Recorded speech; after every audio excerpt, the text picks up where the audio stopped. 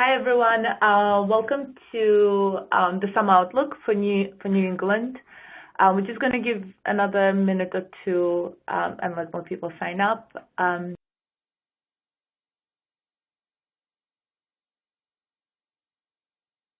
We'll be back. Thank you.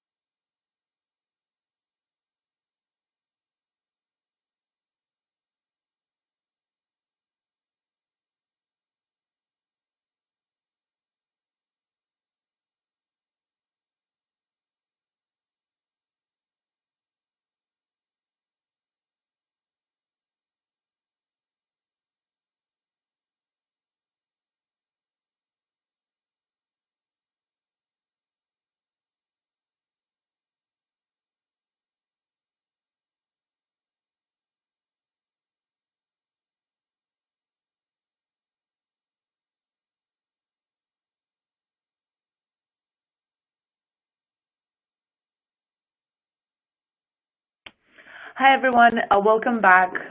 So we're just going to start the New England summer outlook for 2015.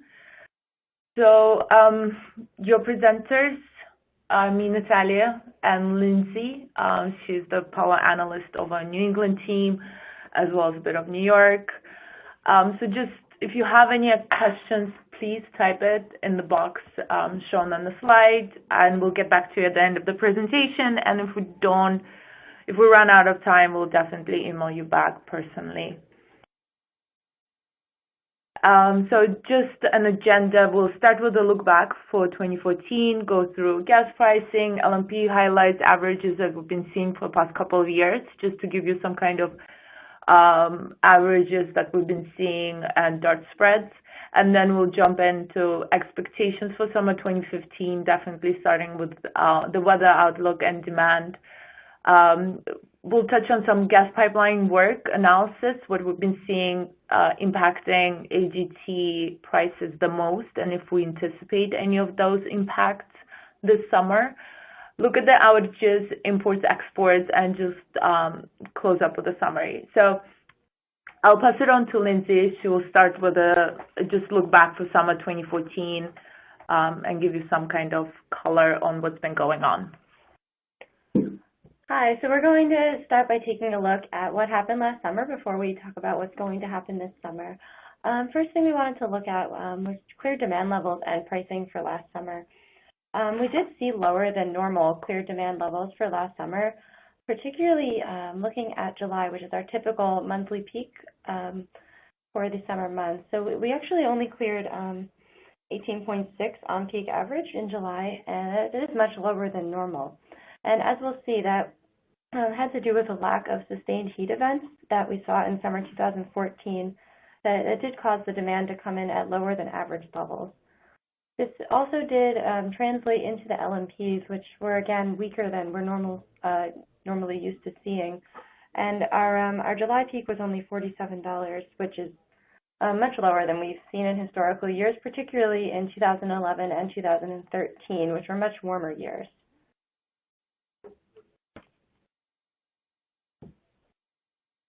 Also coinciding with this, we did see lower than average Algonquin gas prices, especially compared to those warmer years that we were just discussing. This is mostly correlated with the lower demand and plenty of supply on the market. And just one other thing we looked at for last summer, we've been looking at historical DART spreads, and we did take a look back at history we've had since about 2012.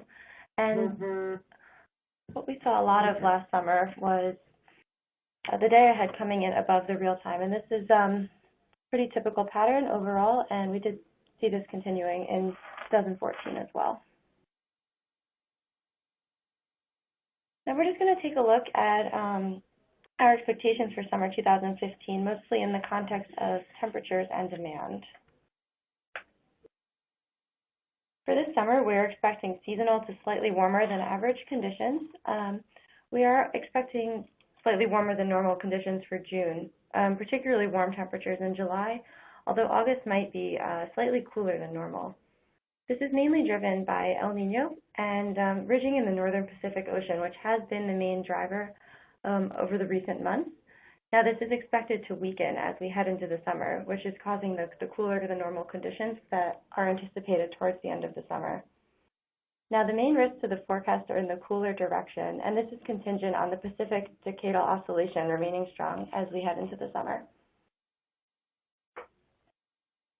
So breaking this down by month a little bit further, we do see the above normal conditions for June, and then temperatures peaking in July, which is historically typical for New England and most of the U.S. regions.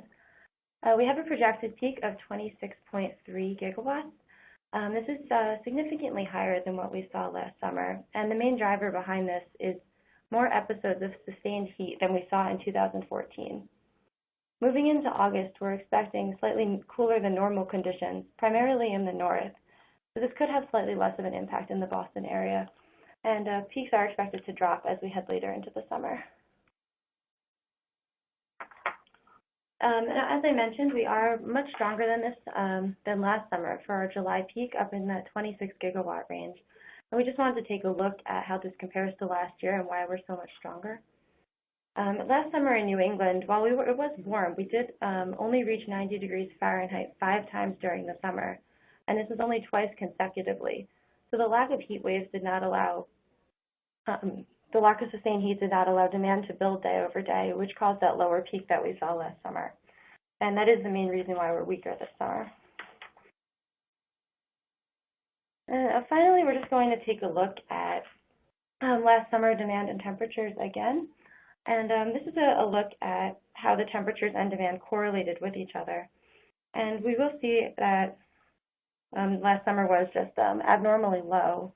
And again, just mentioning that lack of sustained heat. So we can expect this summer's demand and temperatures to, correlation map to look slightly different. Now I'm going to pass it off to Natalia, and she'll talk about the gas generation and transmission for this summer. Perfect. Thanks, Lindsay. All right, so this is just, we talked to our gas team over in Boulder and just wanted to see what kind of line derates on the pipeline derates resulted in some volatility of gas pricing. And what we're seeing is mainly we see if the derates we see on Stony Point or Southeast, that typically, and the derates have to be at least at a half. That's when you saw $5 to $6 spike in the gas price. So that's just something to keep in mind. We're not seeing it this summer, any of those pipeline works, but just to give you some proxy of how pipeline derates impact the gas prices and by how much itself. So the only Stony Point compressor work we have starts June 1st through October 31st. But as you can see, the due rate is not high. It's only down 100,000 DTH a day. So we're not anticipating that to have much of an impact. I mean, if you have been watching New England market at this point, we're clearing between $1 and $1.25. I just looked at the AGT, we're clearing 1.4 for tomorrow. We have had some works on TGP here and there, and that brings us up close to probably 2.5 max for the gas pricing. So from the gas perspective, I don't think we're going to have any bullishness unless we get really hot, and that's going to be driven by PJM, high temperatures in July and New York. And just a quick note, our inventories are high, over 2,100 BCFs, and that's an increase of 54% versus last year. It's still 8% lower, 0.8% lower past 5 years average, and that's mainly because we had such an impactful winter last year, and just still building on from that. That's why we are 5 year slightly below the average. We do have upcoming AGT works, AIM projects. That's supposed to start, got approved by FERC on March 3rd.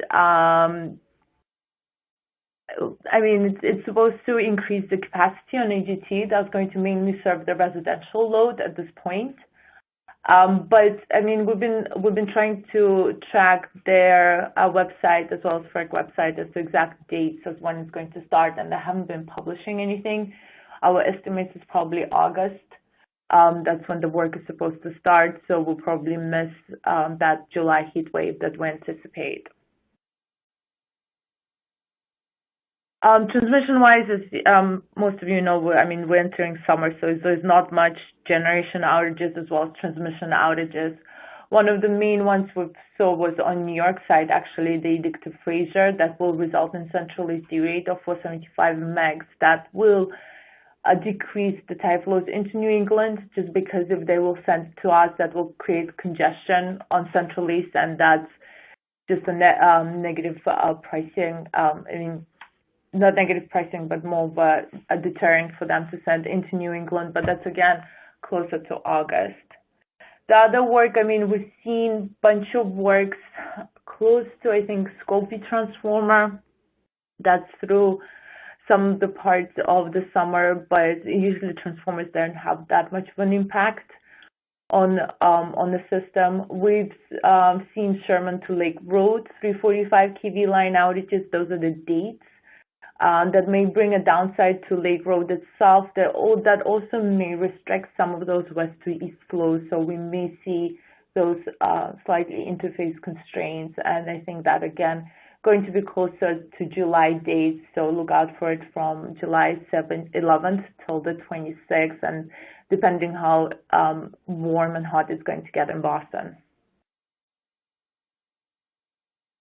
Tide flow wise, this is just an average just for the past couple of years, just to give you a bit of outlook of what's been going on across. But the only thing just to remember is, again, in July, we anticipate more build and heat one day to another. The difference between the summers and last summer is that we might have had 90-degree sporadic days here and there. This July, we anticipate more built and heat, consecutive hot days. So what we may see, if PJM gets hot, then New York is going to send to PJM, and that will push New England tide flows out to New York. So again, slightly more bullish in July month. So just to give a quick summary, demand-wise, we're looking at pretty much neutral, below normal temperatures. That's your June and August. Again, July is going to be your heat days, mainly closer to like mid to late July areas. That's when our heat in the east builds up. More prolonged heat days, so it's a buildup of heat, and that will result in more bullish pricing. Generation-wise, we didn't see nothing else is new coming up. Overall, gen-wise, we have retirements on Brayton, but that's further down next year. There's some wind generation coming up. The only difference this year versus last year is Vermont Yankee. We do missing that nuke.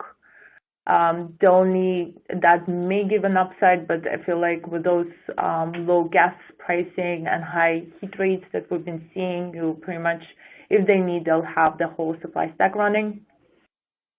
Transmission-wise, pretty much a bit neutral. Some west to east constraints may pop up with that 345 kV line outage.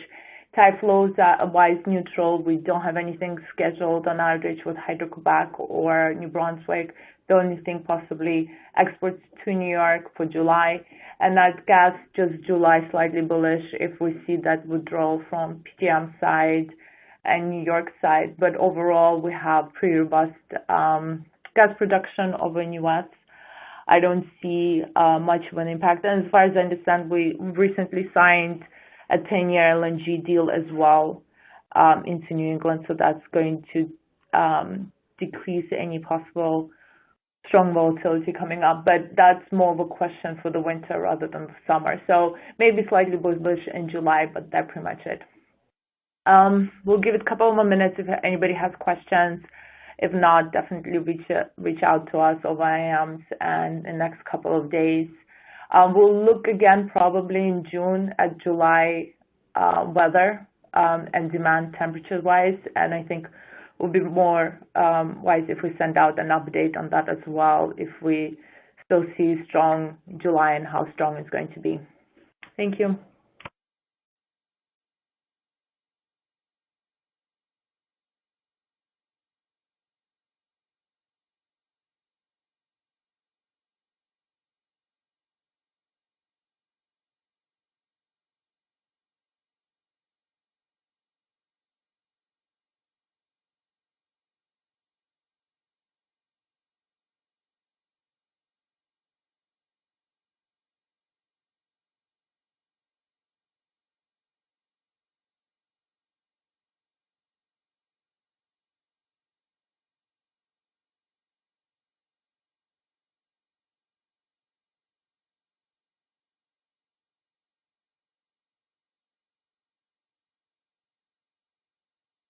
All right, we have a couple of questions, the more technical questions on the tide flows with New England, New York. They're posted as negative with New York, but that means imports.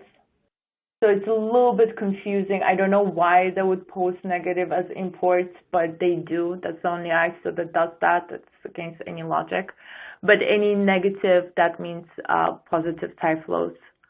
Gas bullish, I meant in July. If only we see any small TGP work, or if we see strong prices over in PGM. But I think it's going to impact more tide flows rather than anything else. So I would retract as much bullish gas if there's anything that it may be July, but otherwise I'm anticipating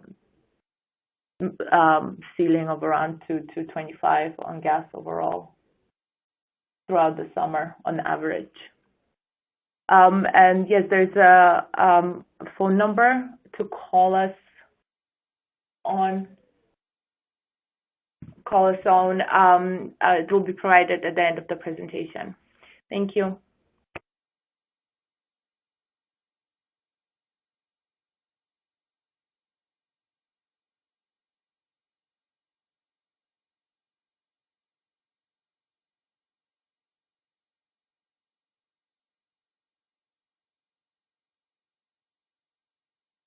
So this is the phone number provided. Thank you again for attending. Please reach out if you have any further questions, and have a great day, great summer. Thank you.